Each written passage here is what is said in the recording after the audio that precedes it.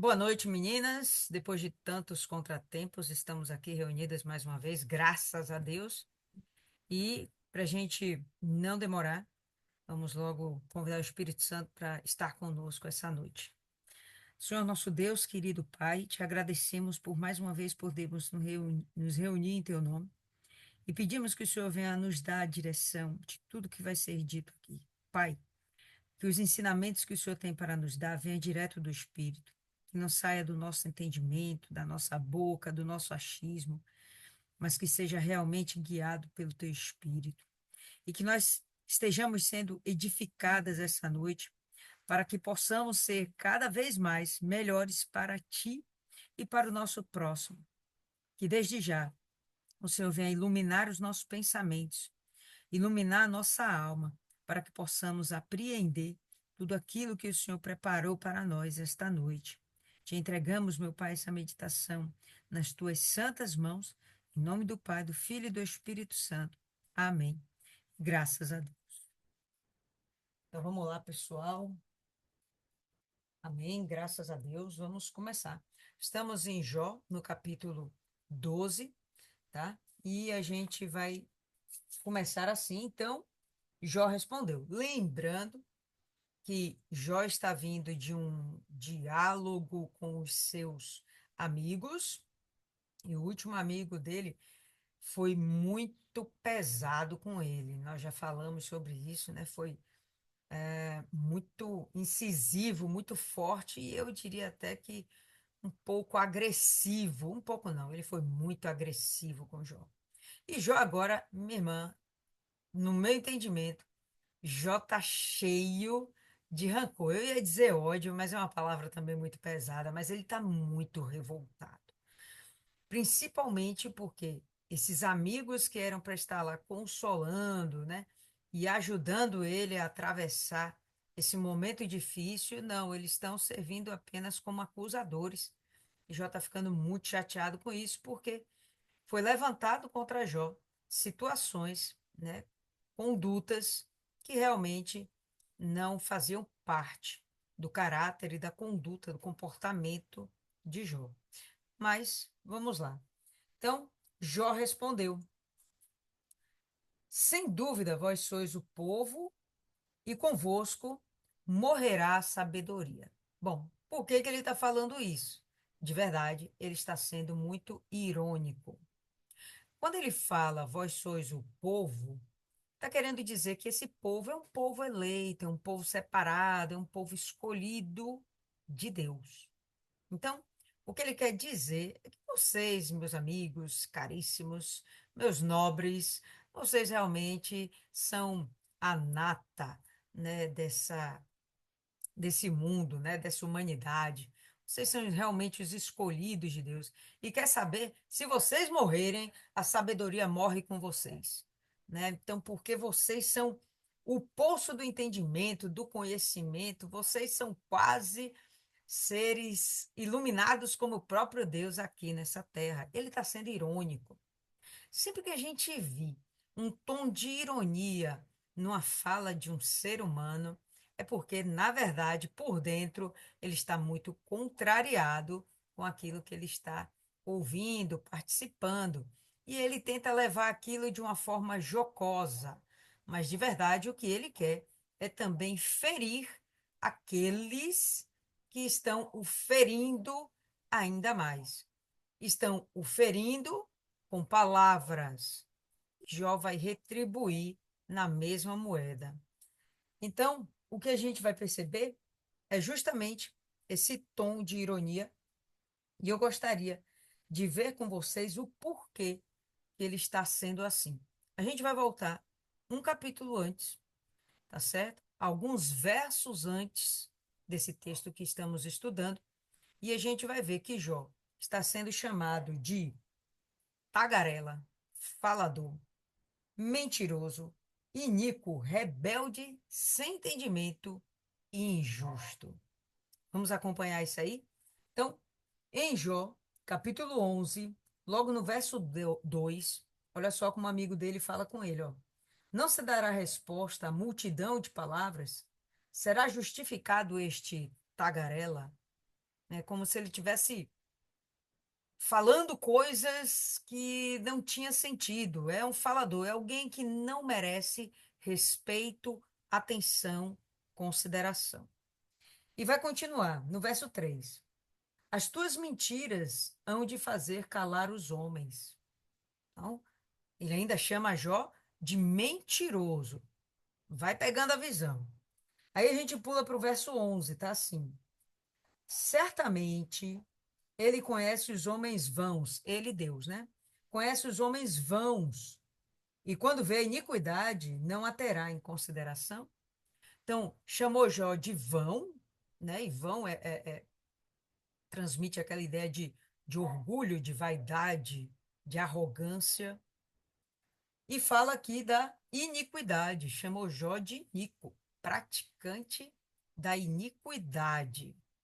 Vê como, num discurso só, ele pegou pesado mesmo com Jó? E ainda tem mais, no verso 12. O homem vão, porém, não tem entendimento. Sim, o homem nasce como a cria do jumento montês. Então, sem entendimento, né, grotesco, cria de jumento montês, rebelde, agressivo, estúpido. Então, numa fala só, pula aí para o verso 14, ele ainda fala assim, ó, se lançares para longe de ti o pecado e não deixares habitar injustiça nas tuas tendas, ele continua. Mas nesse verso a gente vai ver que ele ainda é acusado de pecador, né? Ele tinha que lançar de si o pecado, então é porque ele é um pecador. E a injustiça tem que deixar de habitar no seu lar, na sua casa, então ele ainda é injusto. Então dá para a gente ter uma noção do porquê que Jó ele começa esse texto, esse diálogo, essa fala, com esse tom jocoso, com essa ironia, né? Com esse tom elevado. Né? Vocês são os sábios. Se vocês morrerem, acabou a sabedoria do mundo. Né? Ele está sendo irônico, né? Ele está sendo um pouco grotesco também. Mas por quê? Ele ouviu desses amigos já realmente muita injustiça. Ele foi acusado de muita coisa que verdadeiramente não procedia a respeito do caráter e da conduta de Jó. Então vamos voltar para o capítulo 12 e vamos continuar evoluindo aqui. Verso 3. Tenho tanto entendimento como vós, não sou inferior. Quem não sabe essas coisas? Quem não sabe coisas como essa? Então, no verso 2 ele é irônico, e no verso 3 ele se posiciona. Vocês estão achando que eu sou realmente sem entendimento, estúpido, pecador, ignorante, rebelde, grosso, vazio, orgulhoso? Vocês estão achando realmente que eu sou tudo isso? Não, não sou. Eu não sou inferior a vocês de forma alguma. No mínimo, nós estamos no mesmo patamar. Percebe? Jó agora se posicionando como que se defendendo, certo? E apontando para que, olha, eu tenho esses entendimentos, eu também sou um sábio como vocês.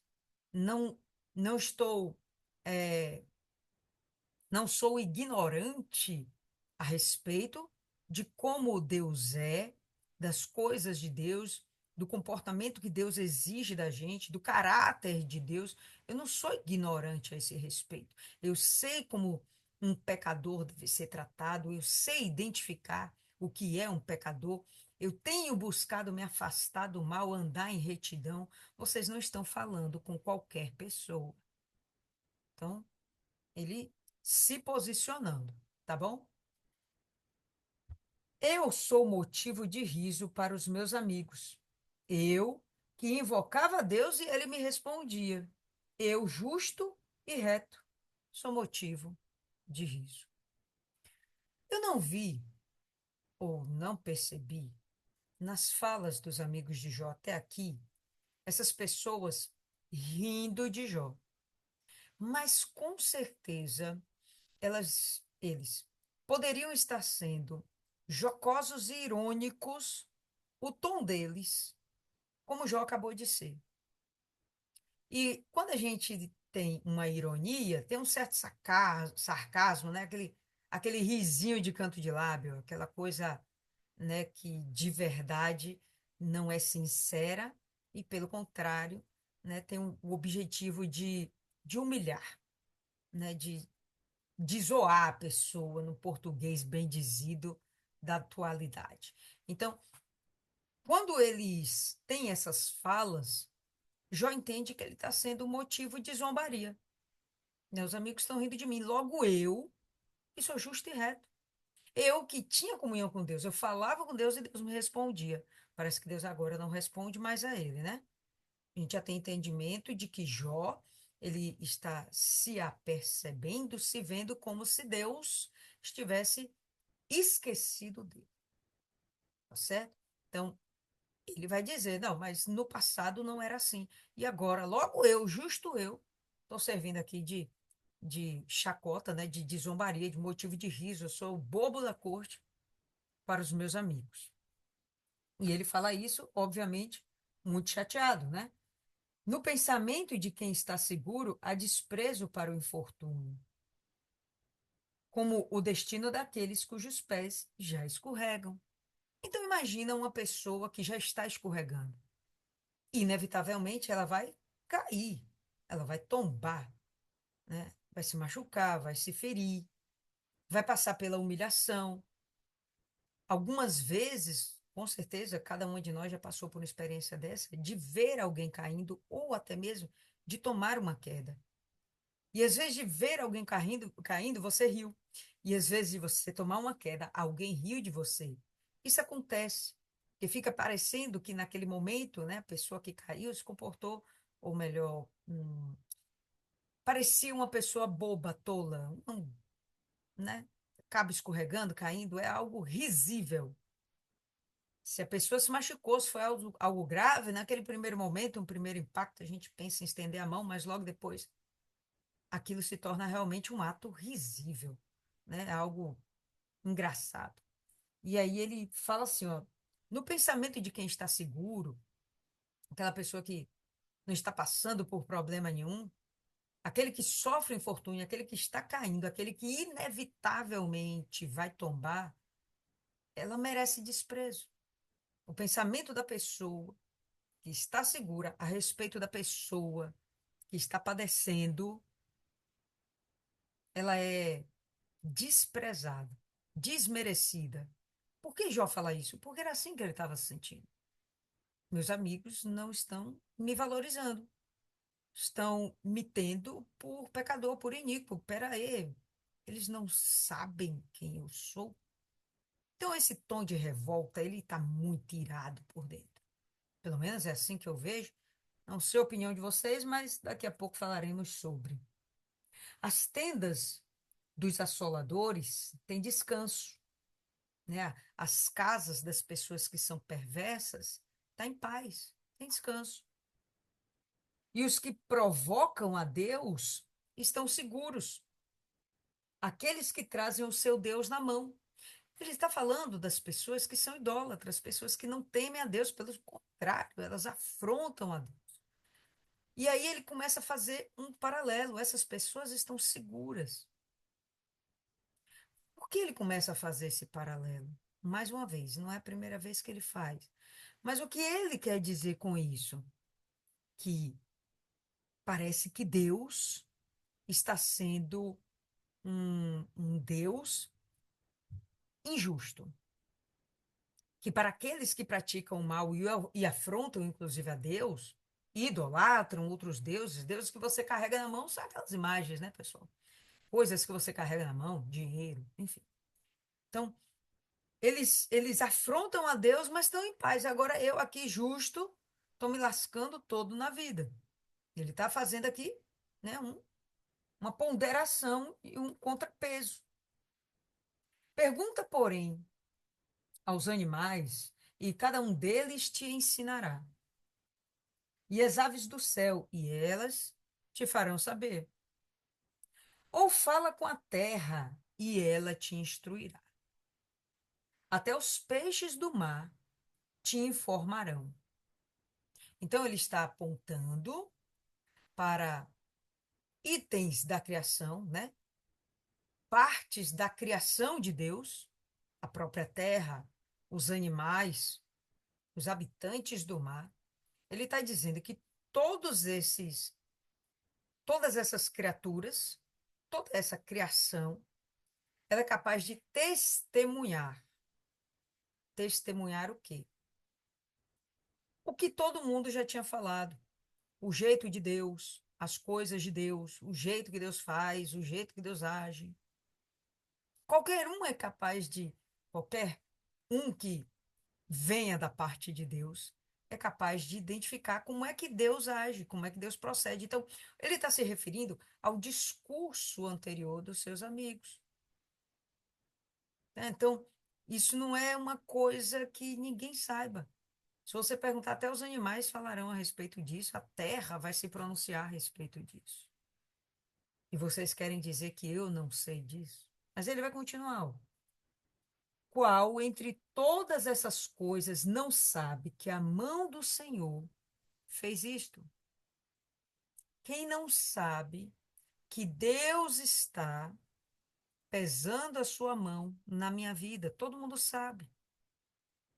Todo mundo sabe como é que Deus é com os iníquos, todo mundo sabe como Deus age com o pecador, todo mundo sabe o que espera, o que Deus espera dos seres humanos, um comportamento leal, fiel, digno, honrado.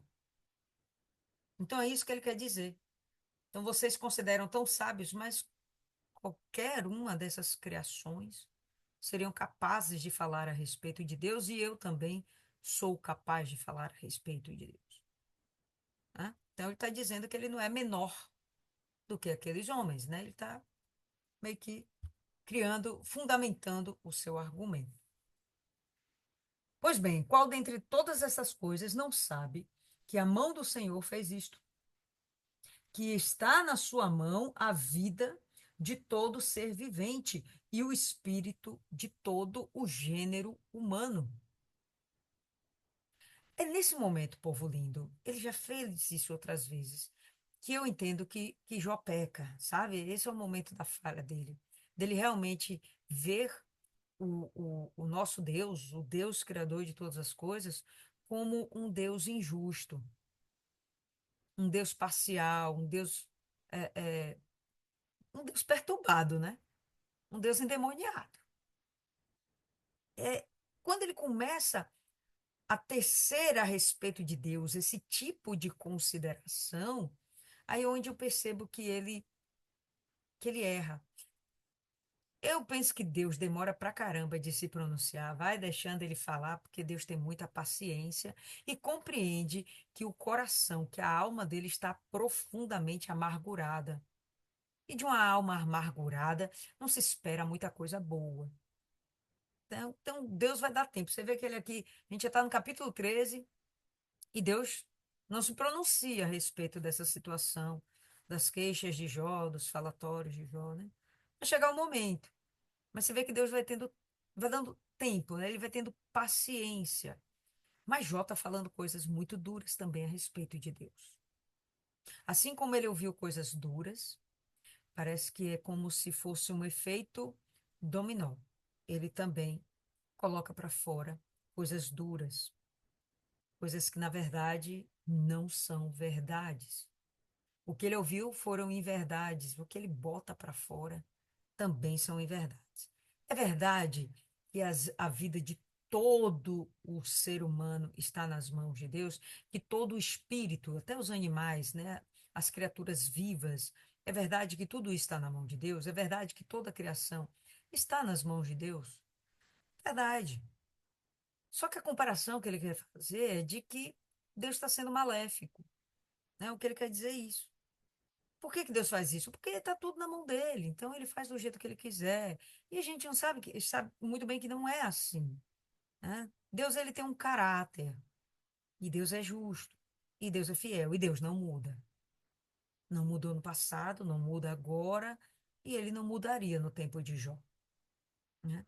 Só que Jó está tendo, mais uma vez, né, rememorando isso, uma visão parcial dos fatos. Ele não tem uma visão plena das coisas que estão acontecendo e ele está botando na conta de Deus tudo que ele está sofrendo. Então, ele vai continuar, tá? Então, o que está na sua mão a vida de todo ser vivente, o espírito de todo gênero humano, não prova o ouvido as palavras e o paladar o alimento? Com os idosos está a sabedoria. Quando ele usa isso aí, pessoal, de não prova o ouvido as palavras, o paladar o alimento, é como se ele quisesse dizer, olha, tão certo, né, como o ouvido ouve, tão certo quanto o paladar sente o sabor de um alimento, né, que serve para isso o ouvido, o paladar serve para isso, tão certo como isso é verdade, aí ele vai continuar. Com os idosos está a sabedoria, e na abundância de dias o entendimento. E tanto ele como os amigos, eles tinham abundância de dias. E sim, eles tinham entendimento. Eram homens experientes e que tinham uma certa sabedoria.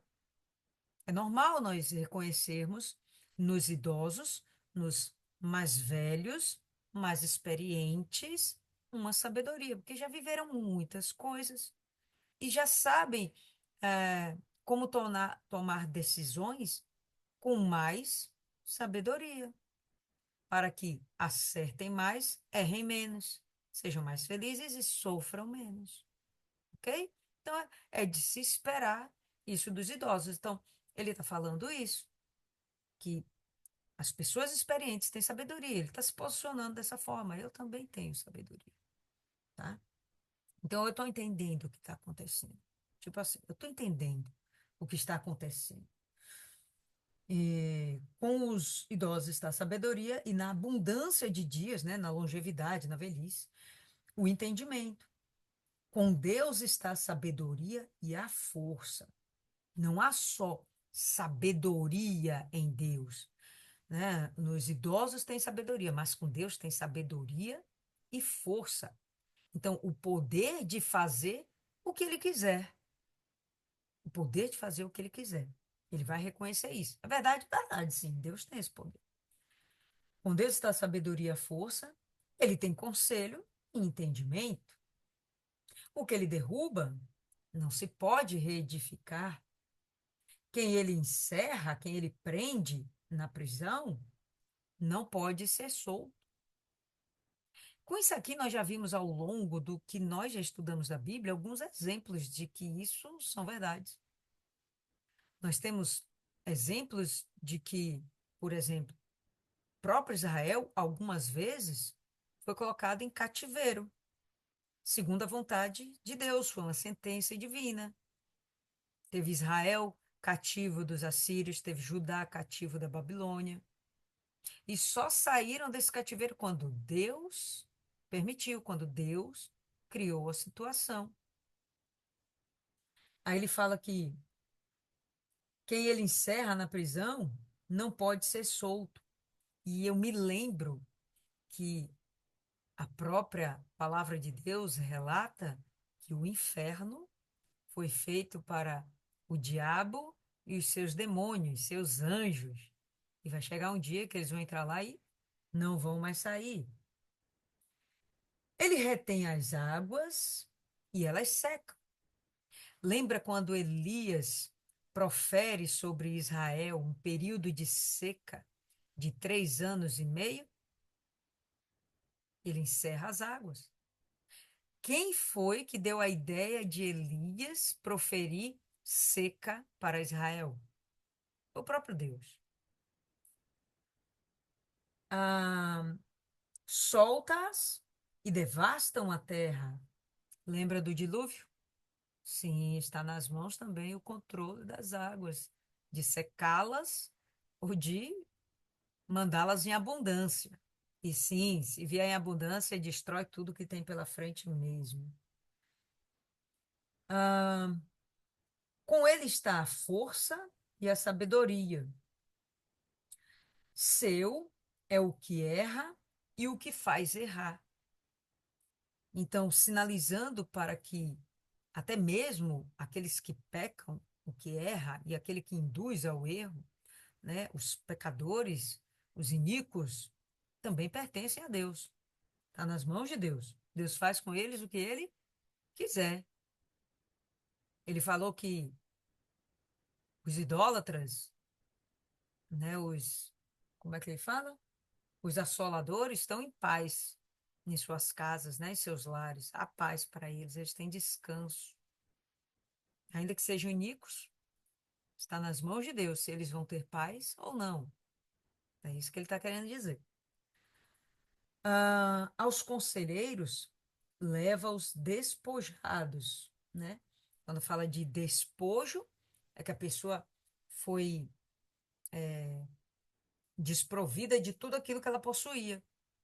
Então, quando haviam guerras e tinha o rei vencedor, ele ia lá junto com seu exército e despojava, arrancava do reino perdedor tudo aquilo que ele considerava que era riqueza e que seria útil para ele, né? Até mesmo o seu próprio povo, que seria usado também como escravos. Pois bem, os conselheiros, aquelas pessoas que teriam, seriam tidas como pessoas nobres, onde os conselheiros estavam? Do lado dos reis. Pois bem, os conselheiros, eles são levados despojados. Quem leva é o próprio Deus.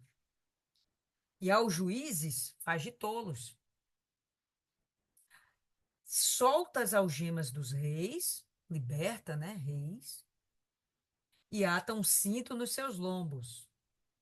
Isso aqui de atar um cinto nos lombos me lembra Nabucodonosor, que Deus fez ele comer capim.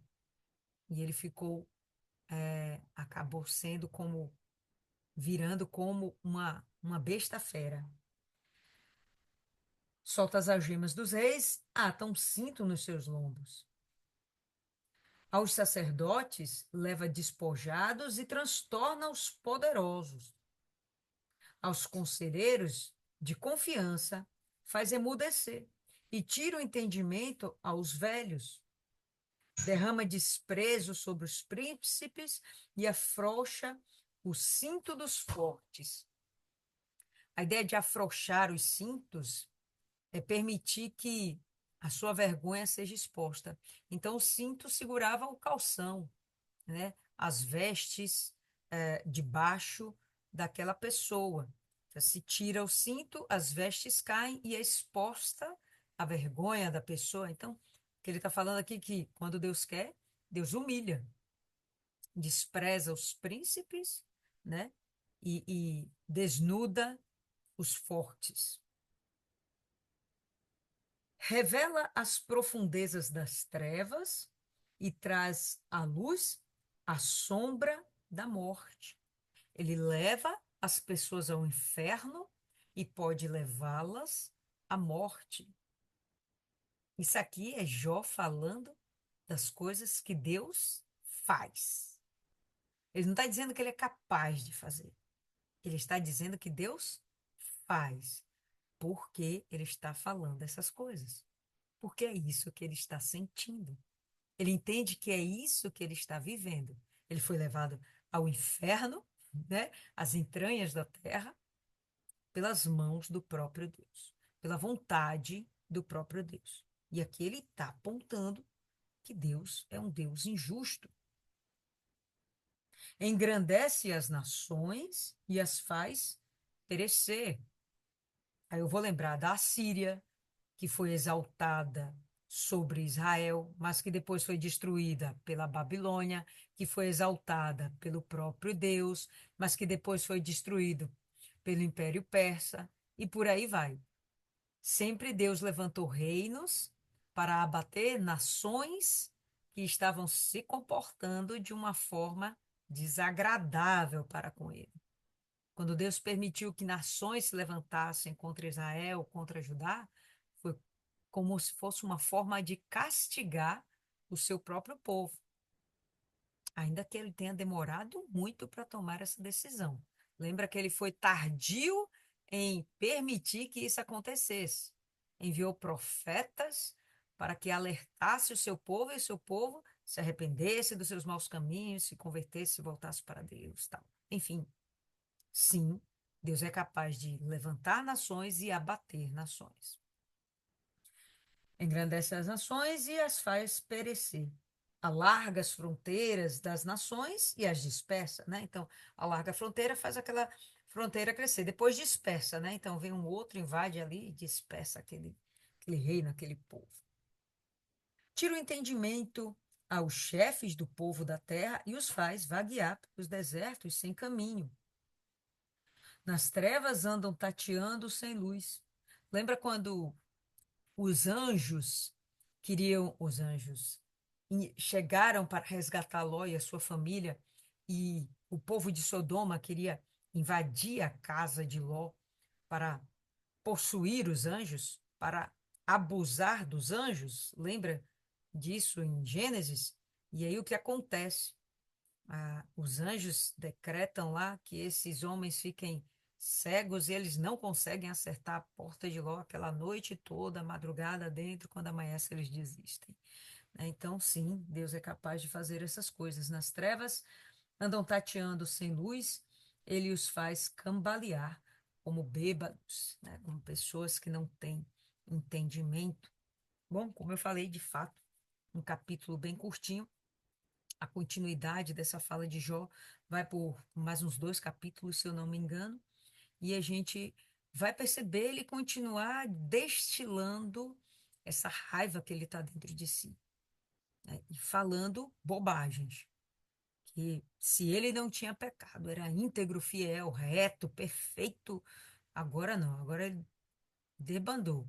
Ele não chega a, a desdenhar de Deus no sentido de negar a Deus, né? Amaldiçoar a Deus. Não, ele não faz isso. Ele tem o temor de Deus dentro de si. Ele teme a Deus. Ele tem reverência a Deus. Mas ele está acusando Deus de coisas das quais Deus realmente não seria capaz de fazer, ainda que de verdade ele pudesse. Mas não, coisas que ele não seria capaz de fazer. E aí, pessoal, é o que temos para hoje. Eu fiquei até com vontade da gente emendar com o 13, mas aí eu acho que vai acabar ficando longo.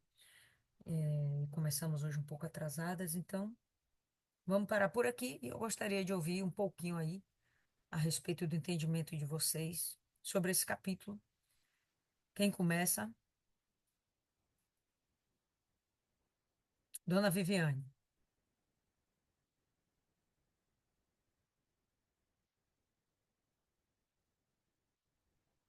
Viviane dormiu? Não acredito. Oi, não dormi não. Esse notebook que tá uma benção. A gente não pode, quem tá no jejum. Tá certo. Ai, ô, dona Lilian, que eu falar desse versículo, ele continua, né? Questionando sobre Deus. Agora, assim, é como a senhora falou aí, né? De um homem íntegro, reto, agora que ele tá realmente pecando, né? Porque ele tá, tipo, murmurando da situação dele, que não é para ele fazer isso.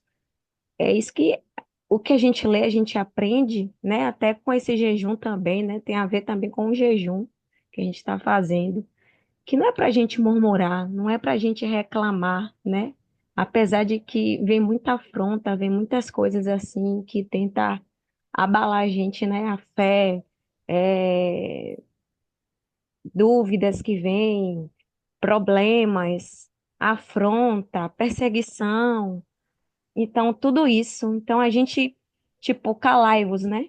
Fique calados, que eu vou fazer por onde. Deus é o Todo-Poderoso, né?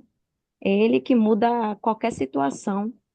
E eu tô aqui na expectativa aqui para ver o resultado aí de Jó, viu? O restante dos capítulos aí, para ver o que é que vai acontecer com ele. Mas para mim, o que mais ficou assim foi isso. Ele tá questionando o porquê, né, dele. Ele tá murmurando, tipo assim, murmurando, né? O que tá acontecendo com ele. Foi isso. Beleza, Dona Fernanda.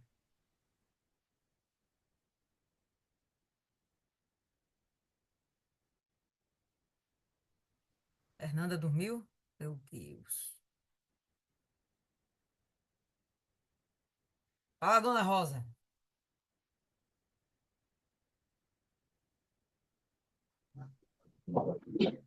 Bom, eu vejo que diante desse sofrimento todo que Jó tem passado, né?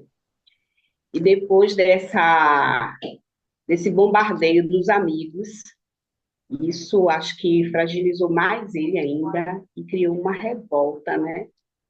A respeito de Deus não, de tudo que está acontecendo com ele na realidade, né?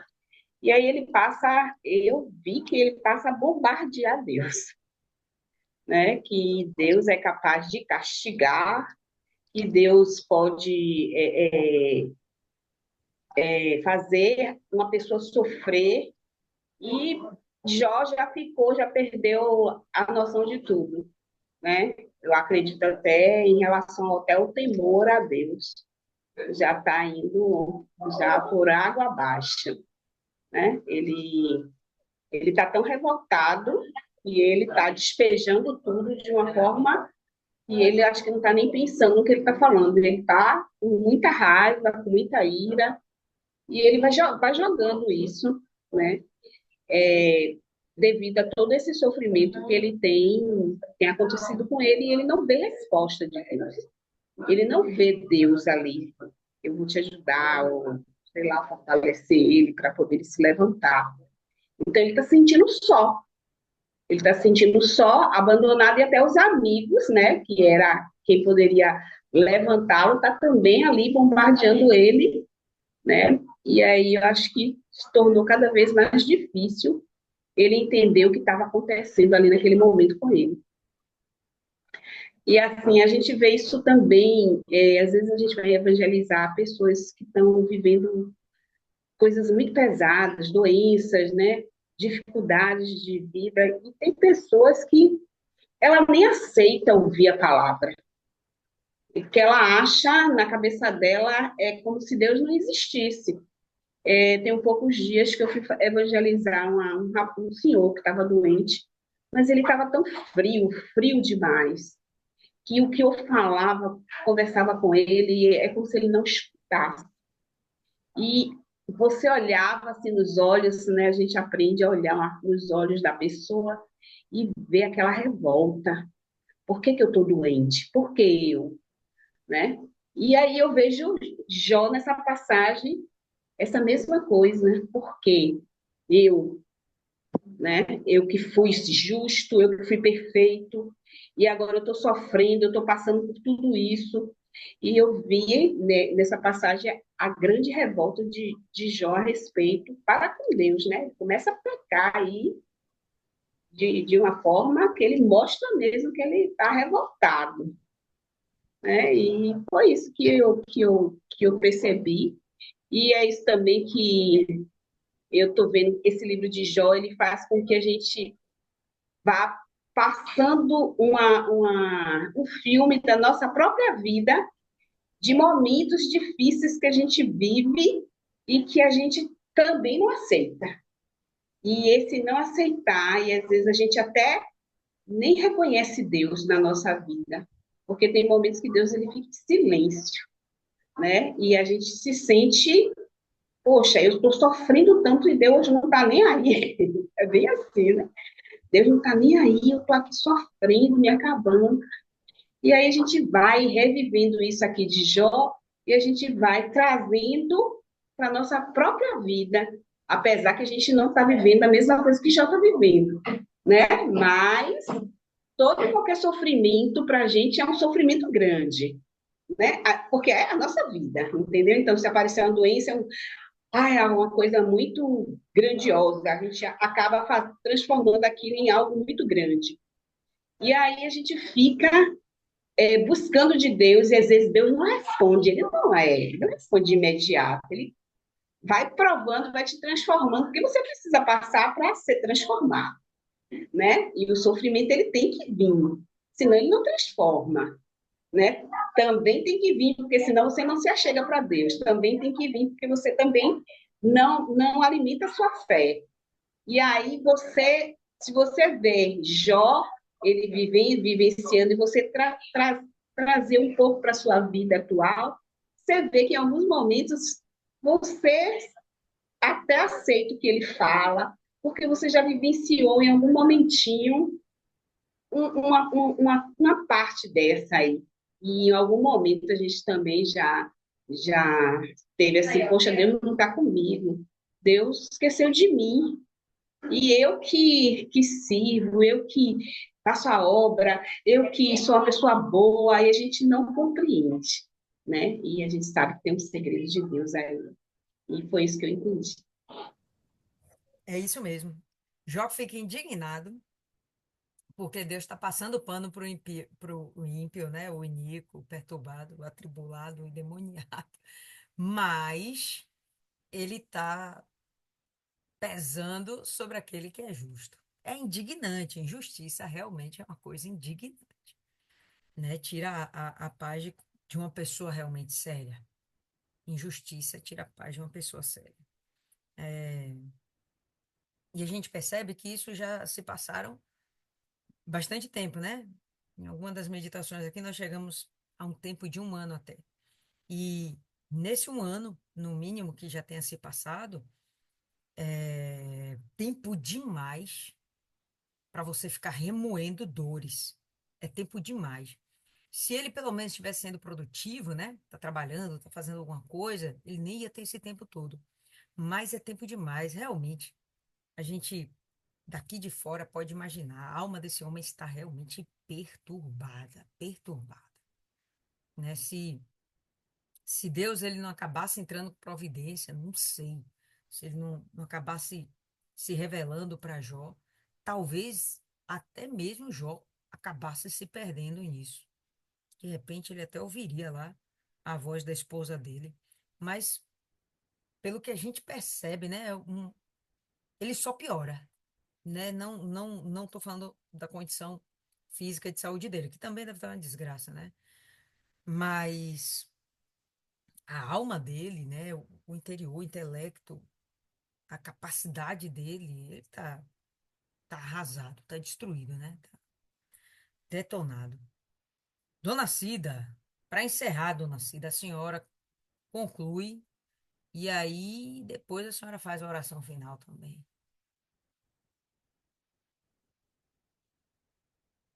Calma, a senhora vai conseguir, eu confio na senhora. Aí, Ah, eu acho que meu celular vai descarregar e meu carregador tá ruim, dona. Tá me ouvindo? tô ouvindo, então fale rápido. É que a revolta, a revolta. Os amigos de Jó, ele, né, tentaram ele de toda maneira. A gente com dor, a gente com perdas, a gente com sofrimento, né? E sabendo que a gente serve a um Deus tão grande e passando por isso e sendo fiel a Deus, né? E aquelas pessoas só cutucando, cutucando, né? Mas ainda a nossa ferida, né? O nosso tudo, né? Porque Jó devia estar no estado deplorável, como é o nome? no, no psicológico, como na carne, né? Então, é difícil. Eu estou aqui, estou indo, e eu tenho uma taxa de me colocar, né? Eu não vou dizer que eu não me revoltaria, dona Léa. Eu revoltaria porque eu sei que o poder agora é na mão de Deus. E se quiser fazer, ele faz. Aí eu ia dizer a Deus, meu Deus, eu estou aguentando mais.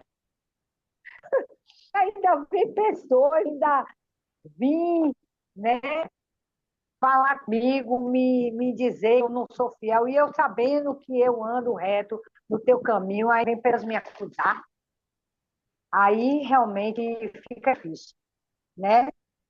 É muito difícil, viu? Eu até da revolta, Jó, porque não, eu, como é o nome? Tudo bem que ele está até perdendo o respeito, né, o temor a Deus, né? Mas tem hora que quando a gente passa, agora não, eu já nasci de Deus, né, e tudo, mas eu tentava andar fiel a Deus, mas sempre acontecia as coisas para a tentação, né? Aí eu dizia, meu Deus, tudo está nas tuas mãos, é o Senhor que faz. Então, o Senhor tem que. Eu achava, sabe, assim, o que Jó está dando aqui. Então, de tanto as pessoas falarem, meterem limite, ele realmente revoltado, ele disse: vai ter, é só vocês é que sabem tudo, né?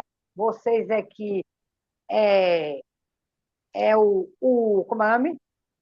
O fiel, né? E eu estou passando por isso aqui, fazer o quê, né? Jó. Meu celular ficou todo preto aqui, dona Lília.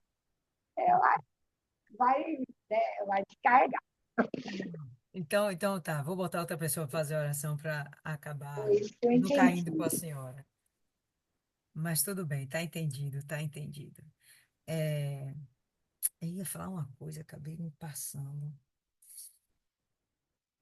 Eu vou lembrar da próxima vez, eu lembro. Dona Ana, por favor, se a senhora quiser fazer algum comentário, a senhora faz. Caso contrário, faça aí a oração de encerramento, por favor.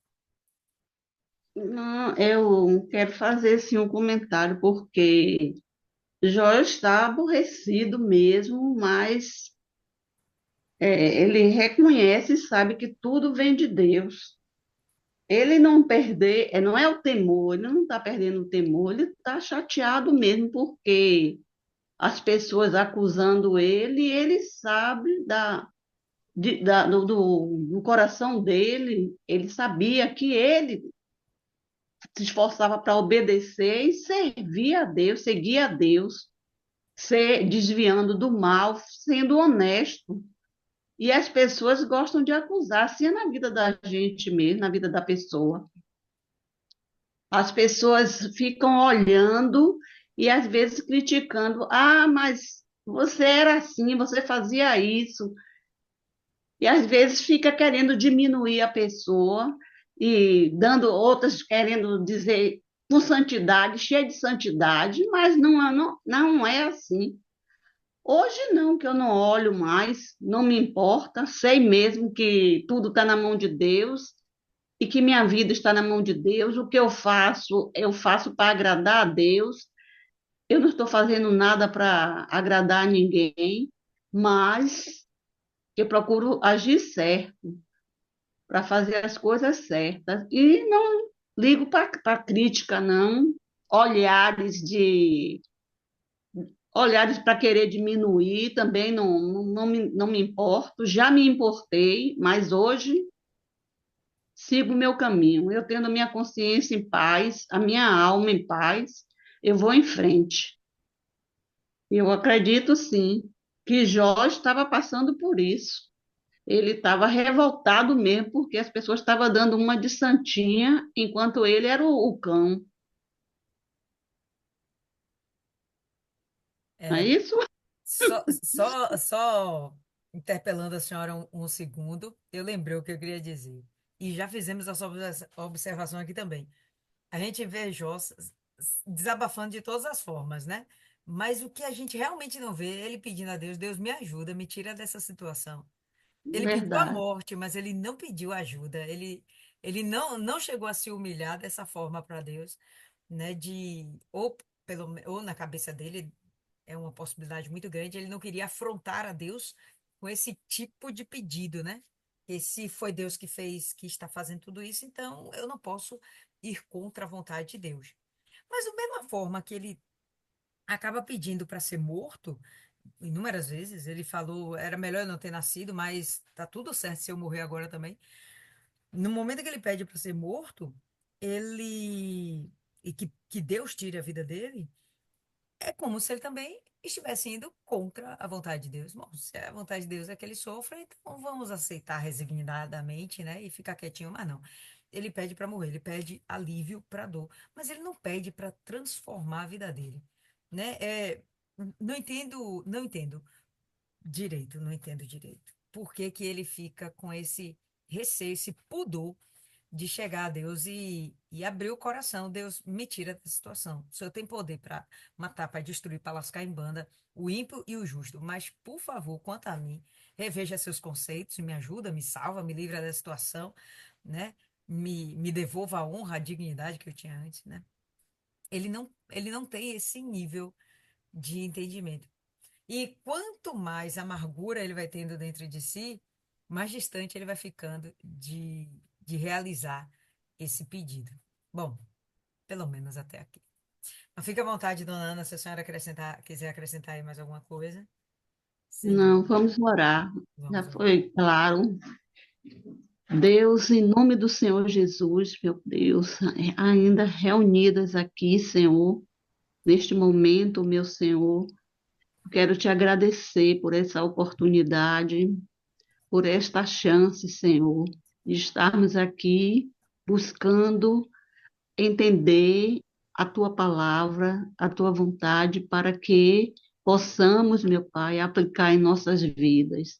Senhor Jesus, que o Senhor, meu Pai, estenda tuas mãos fortes, meu Pai, tuas mãos poderosas sobre a nossa vida, sobre a nossa casa, nossa família, Senhor.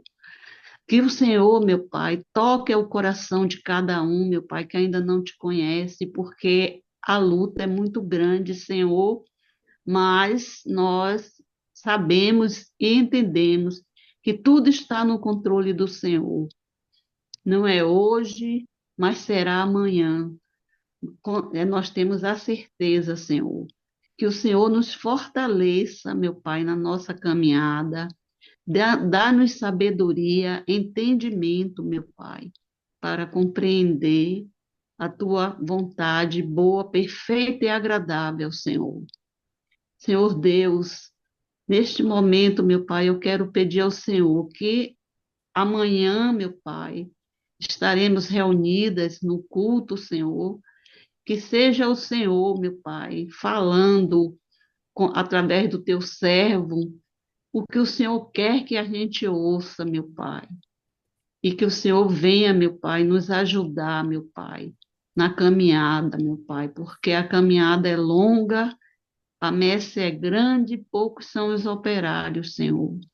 Abre o nosso entendimento, abre a mente, meu Pai, para que venhamos entender que tudo vai passar, meu Pai, que o Senhor não vai passar nunca, a tua palavra não vai passar, Senhor, tudo vai se cumprir.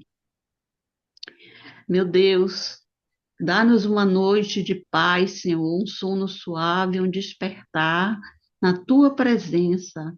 Toma nossas vidas, nossa família em tuas mãos, meu Pai, e abençoa-nos, Senhor.